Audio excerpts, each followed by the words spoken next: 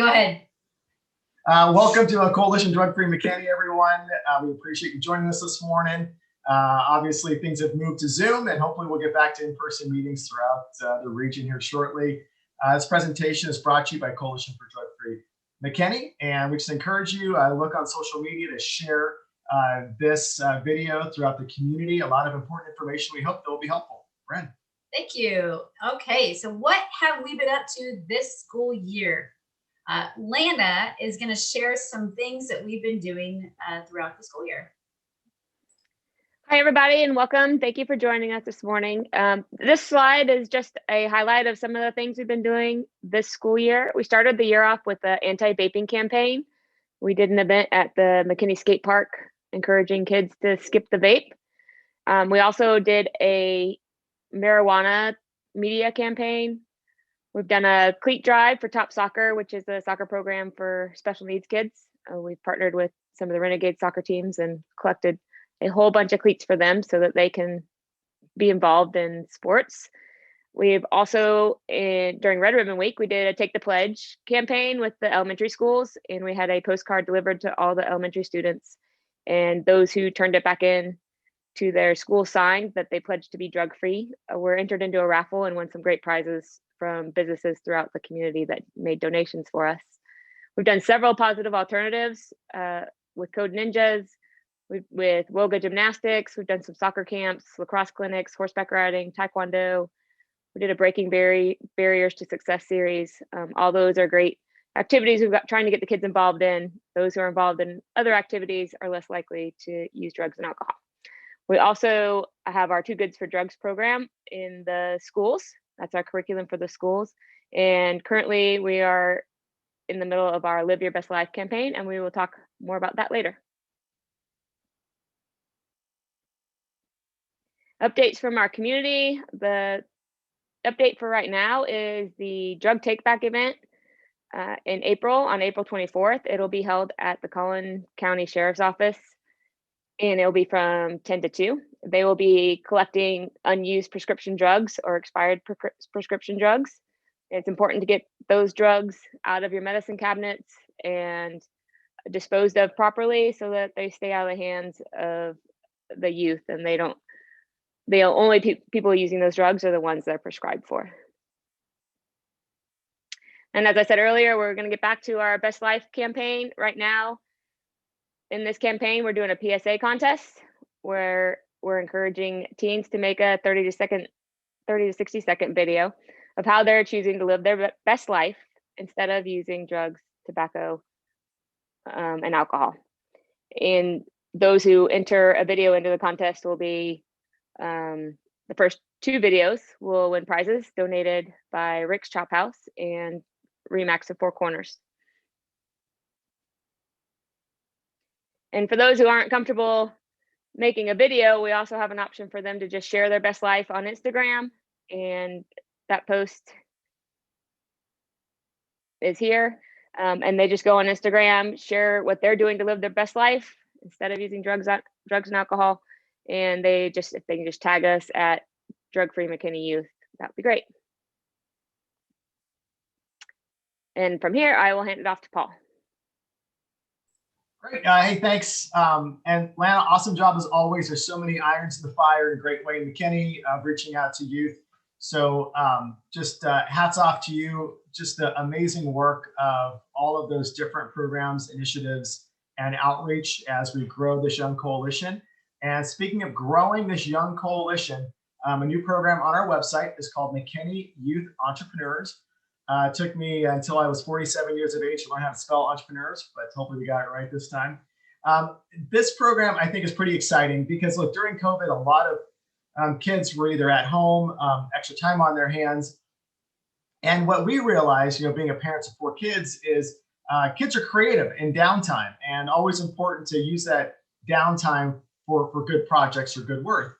And so what we realized is that we need a program here in McKinney that are offered in probably other cities throughout the country or region, but that encourages those youth that are already running small businesses with their parents' approval to maybe network together. because research shows that kids who are involved in more than just school are also involved in either church, community, whatever that may be, have lower odds of having challenges later on in their lifetime. And because many youth are very sort of entrepreneurial spirited about themselves, and we do hear of youth that have launched online businesses where it's selling clothes, creating bumper stickers, t-shirts, lemonade stands, whatever it may be. This program is really to help them network together.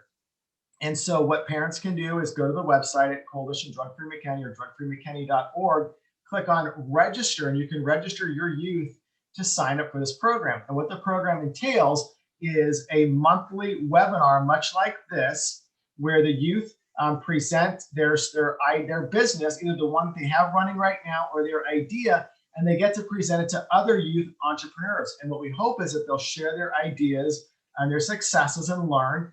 And we also will have adult mentors in there with good, strong business backgrounds to provide that type of guidance. So if you think your youth has a business or would like to potentially learn how to maybe start one and would like to see what other youth are doing in McKinney and the region, again, just go to drugfreemckinney.org and there's a link there to register. Thank you, Paul. Anthony, he's going to talk a little bit about our Too Good for Drugs program and curriculum. Hello, everybody. I'm Anthony, the prevention specialist with Drug Free McKinney. Earlier this year, we are glad to announce that we have taught in person at Malvern Elementary, fifth graders, about the Too Good for Drugs curriculum by the Mendez Foundation.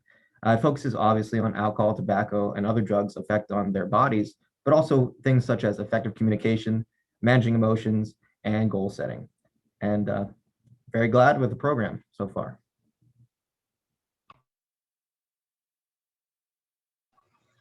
And we'd like to introduce our guest speaker, Micah Sanchez.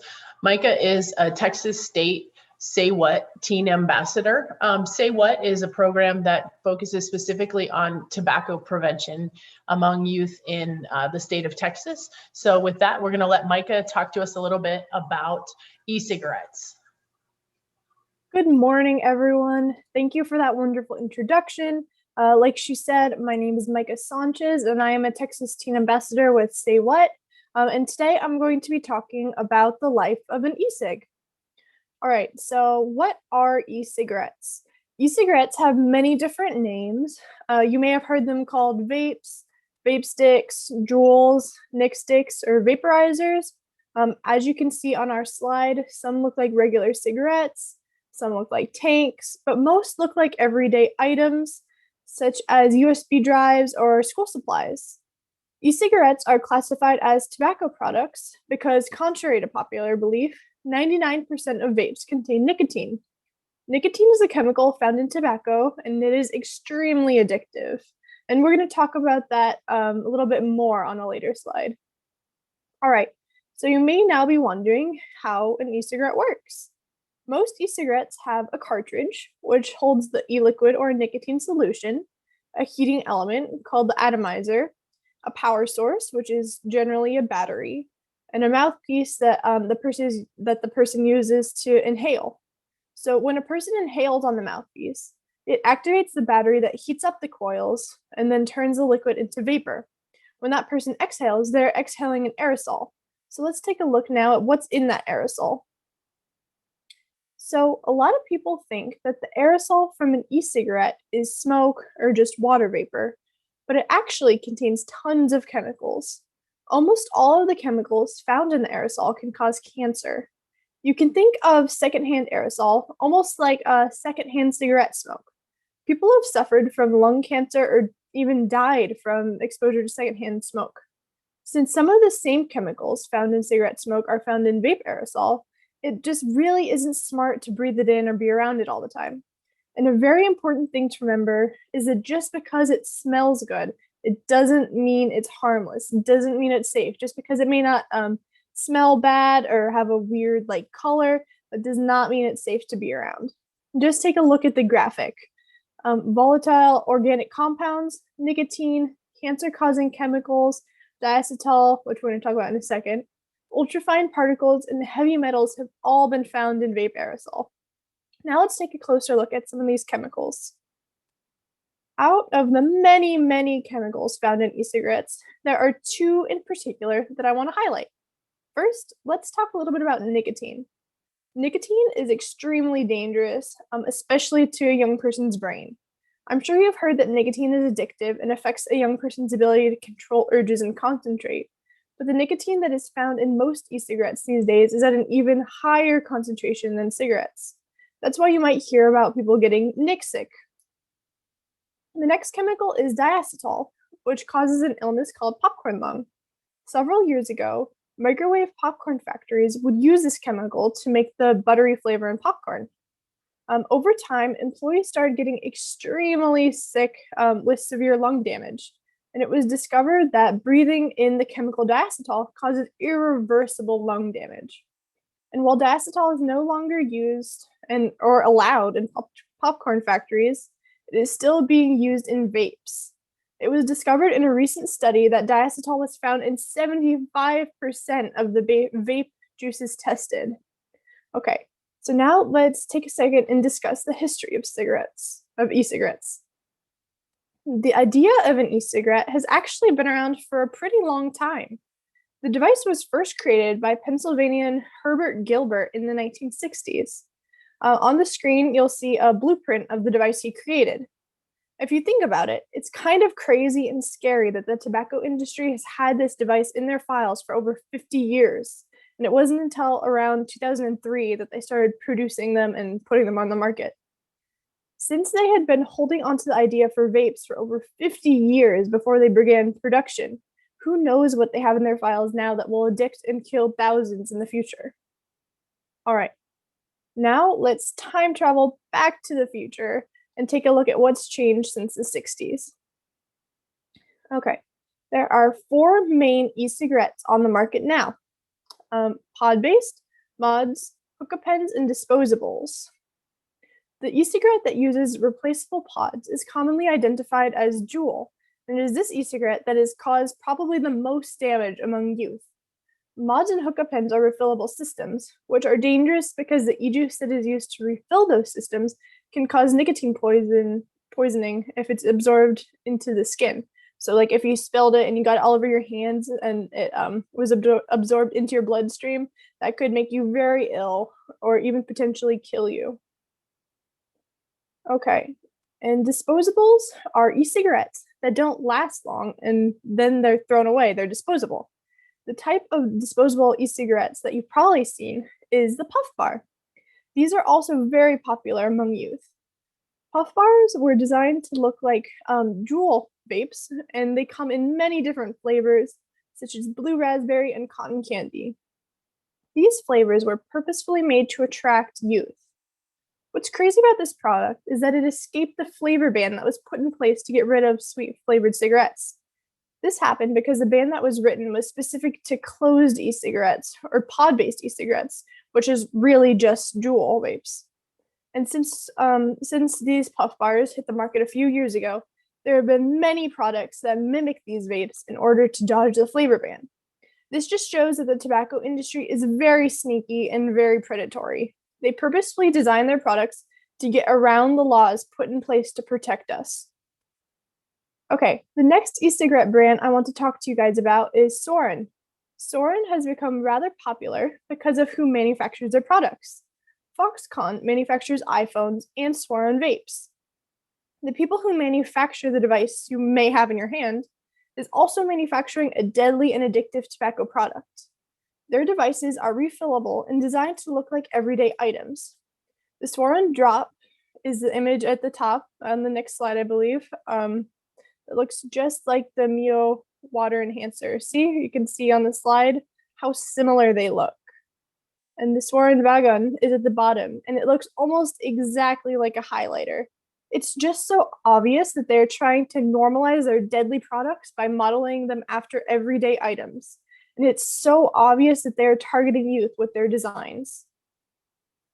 Okay, earlier I mentioned that the tobacco industry has files and files of tobacco product designs waiting for the right time to debut them. And this is their new product called IQOS. This product, just like Juul, is changing the game and making it difficult for us to protect youth from these products. But what makes it unique compared to Juul and other e-cigarettes is that the stores selling these products are designed to resemble the Apple Store. They present the tobacco product on tables or in glass coverings, and the product itself has a very modern, sleek, high-tech look to it. If you didn't know it was a tobacco product, you'd probably think it was some new high-tech device.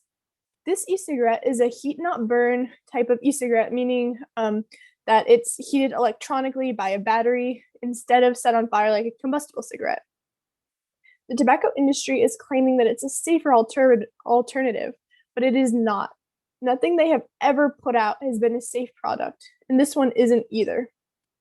Okay, after hearing all this disturbing information, why do you think youth still choose to use these products? Let's see, can you open the chat box and let me know, what do you think? Why do you think youth are still using these products?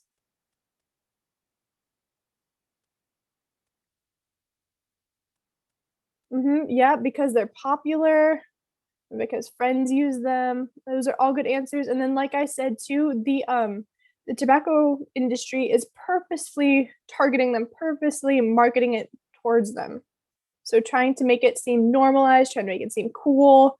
That's really why. And some youth really don't know how dangerous they are. And like I said, the tobacco industry has always intensely targeted youth. They sell products that kill people every day, so they have to replenish their customers or they're going to go out of business. Big Tobacco knows that you like flavors and colors, so not only are they targeting you, but they're trying to trick you. I want you to go type in the chat some of your favorite flavors. Let's see. What does everybody like? Gummy bears, strawberry, Skittles. Exactly. So say you really like gummy bears. If you see a product that's flavored like gummy bears, you're going to want to try it, aren't you? You're going to want to buy it or sample it, just kind of see how it tastes. Big Tobacco knows this, and they use this to try to get youth to fall for their tricks, to try to get them hooked, like they see a flavor they like, so they try it, but then the nicotine just causes them to become addicted to it. They also know that the youth brain isn't done developing until about 25, and if they can get youth to fall for their products before the age of 21, they can hook that person for life. They design their products to be addictive because they want you to become lifelong users of their products. Okay, so now let's look at how to help someone quit vaping. So if you know a friend or a family member who vapes and wants to help them out, follow these 3 simple steps. See it, believe it, and do it. 1, if you see your friend vaping, acknowledge their addiction. Tell them that you are concerned and you want to help. 2, you have to believe in yourself and believe that the knowledge you've gained in this presentation can make a difference. You don't have to be a tobacco prevention professional to help protect your friends and family. And then 3rd, do it. Help your friend or family, or maybe even yourself, quit. Tell them the facts and about how it affects your body. Tell them how the tobacco industry is to blame for their addiction, and tell them you want to help them. Your voice is the most powerful weapon you have, so use it to help make a change. Your friends, family, or maybe even you can text Ditch Juul to the number on the screen for free anonymous help. So if you guys want to take a picture of that, if there's anyone that you want to help quit or you yourself need some help. Exactly, I see it's down in the chat now. Thank you. All right, and then that is the end of our presentation. Does anyone have any questions? All right, perfect. Thank you guys very much.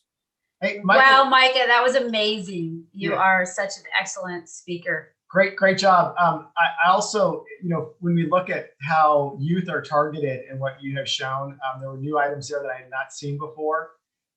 But what's scary about this is we've seen sort of the same behavior from their marijuana industry with THC gummies. We talked about gummies and these marijuana dabs and everything else that are targeting kids. And it's just, there's so much out there that these vaping is huge right now. We know it's big in our schools, it's big in our community, but it's also, it's difficult for parents to stay on top of these things, just to have an idea about what these different mechanisms look like. And I just really hope that people can continue to share this video far and wide so parents can become aware of the challenges facing our youth with what big tobacco is doing and targeting our kids. Absolutely. That was an excellent presentation. Thanks again, Micah, for your representation in the community and with the state for Say What and with our Coalition for McKinney Drug-Free Youth, Youth Coalition. Before we leave here, we definitely want to provide as much information and contact information as possible. We have provided our website. Also, if you're interested in becoming a coalition member, please feel free to reach out to me or anybody on the team, Brenda@drugfreemckinney.org. And please follow us on Instagram and Facebook. We're also on Twitter and YouTube. We've started posting videos of our Too Good for Drug curriculum as well. So and I believe we're going to put this information in the chat box if it hasn't been done so already. And then if you'd like to receive some of our vape awareness posters and flyers, please feel free to email us at info@drugfreemckinney.org. We can provide those and get you those posters and information as soon as possible. If you're interested in piloting our Too Good for Drugs program, please reach out to Karen Sanchez, Karen@drugfreemckinney.org. We have started piloting the program in the elementary schools in McKinney, specifically at Malvern Elementary, and we plan to continue the partnership with McKinney Independent School District and are looking for more schools to do that, or through your organization as well. It doesn't have to be at a school location, so feel free to reach out to us with your information if that's something that you're interested in doing. If you have youth that are interested in joining our youth coalition, our Say What Youth Coalition, and learn the things that Micah has learned and the presentation that she has provided, we welcome your youth to join our coalition. And you can also email Karen@drugfreemckinney.org. With that said, do you want to put any last minute comments out there, Paul? You know, it's a tough time to be a parent, and you kind of hear this every few years. That just keeps getting more and more challenging with all the different influences out there. With social media really ramped up and how kids are communicating today and the access to the internet and phones and the apps and the changing, it is tough to be a parent today and to know everything that's going on. So, you know, that's partially why we exist as a coalition. It is to help parents become aware, but also to help you network with other entities or organizations in the region that can be supportive. So, you know, with that, just thanks for everybody who has attended this program with us today. Share it if it's a recorded presentation. And want to remind you that our next coalition meeting will be June 17th at 10 a.m. And our ATOD, alcohol drugs presentation, you'll see one of those coming up shortly on May 13th at 10 a.m. Please follow us on Facebook as well, drugfreemckinney.org, where you will continue to see broadcasts published. Thanks, everybody. God bless you all. Have a safe rest of your day. Thanks so much.